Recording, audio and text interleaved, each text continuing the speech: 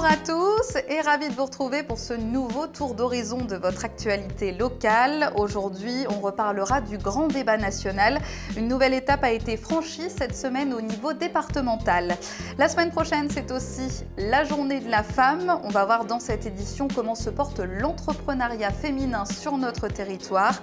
Et puis pas mal de sport dans votre agenda, du rugby bien sûr, mais aussi du shiatsu et de la savate défense. Avant ça, on commence par votre météo et vous le savez, toutes les bonnes choses ont une fin. Le temps se dégrade ce week-end avec un ciel beaucoup plus mitigé demain et même un risque de pluie.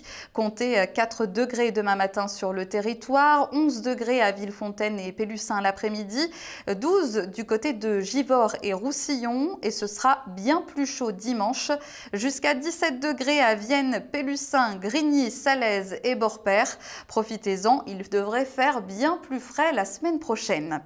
Je vous le disais en titre, le grand débat national touche à sa fin. Les cahiers de doléances ont été envoyés à la Bibliothèque nationale de Paris. Et dans le département de l'Isère, on en compte 375. Nous faisons partie des 10 départements qui se sont le plus mobilisés. Ils vont maintenant tous être étudiés. Et si vous voulez continuer à participer, vous pouvez encore vous rendre sur le site granddébat.fr jusqu'au 15 mars. Cette semaine, il y avait aussi une opération don du sang à la salle des fêtes de Vienne. L'occasion de vous annoncer les 2 prochaines collectes. Il y en aura une ce lundi, le 4 mars, à la salle Favier de Chabanais, de 16h à 19h. Et puis il y en aura aussi une ce mardi à l'Espace à Roussillon, de 9h30 à midi et de 15h à 19h15. La semaine prochaine, c'est aussi la journée pour les droits des femmes, le 8 mars. Et sur Vienne TV, on a voulu s'intéresser à l'entrepreneuriat féminin sur notre territoire. L'association Initiative Isère Vallée du Rhône aide tous les porteurs de projets dans leur démarche. Elle aide aussi à les financer si les dossiers sont acceptés. Et c'est une réalité, les femmes sont actives sur notre territoire, entre le Pays Roussillonnais, Vienne-Condrieu Agglomération, le Pilat et le Nord-Isère. Écoutez la directrice Lydie André. Alors pour ce qui est d'Initiative Isère Vallée du Rhône, qui couvre un territoire de 220 000 habitants à peu près, et on accompagne une centaine de projets par an, on se retrouve à peu près dans les tendances nationales qu'on retrouve dans le réseau Initiative France, donc un petit peu au-dessus des moyennes nationales, c'est-à-dire qu'on accompagne un peu plus de porteuses de projets que ce qu'il peut y avoir en création d'entreprises au niveau national. Pour ce qui nous concerne, en 2017, on était à 43%. Donc à 2-3 points au-dessus de notre réseau national et un peu plus par rapport aux statistiques globales. Après, ce qu'on peut constater sur l'entrepreneuriat au féminin, c'est que elles sont un peu plus enclines à se faire accompagner, c'est-à-dire qu'on fait un peu plus de rendez-vous avec une porteuse de projet qu'avec un porteur de projet. Sinon, sur les autres statistiques, ce qui est de la moyenne d'âge ou du montant moyen emprunté d'une année sur l'autre, c'est un peu plus, un peu moins, donc on ne peut pas en tirer des grandes conclusions. Et petit clin d'œil, l'équipe d'Initiative Isère Vallée du Rhône, basée à l'Espace Saint-Germain, est en plus 100% féminine. Justement pour la journée de la femme, la boutique Arcolor, située rue Joseph Brenier à Vienne, renouvelle son opération de portrait. C'est la 3e édition. Vous pouvez participer en faisant votre portrait. Tous les styles sont acceptés.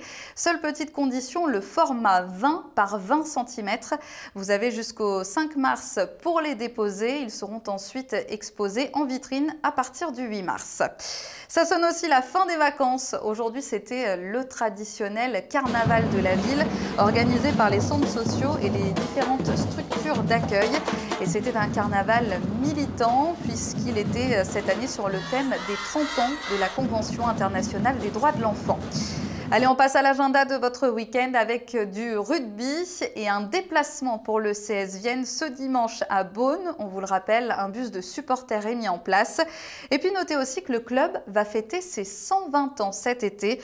On sait déjà qu'une célébration est prévue le 22 juin.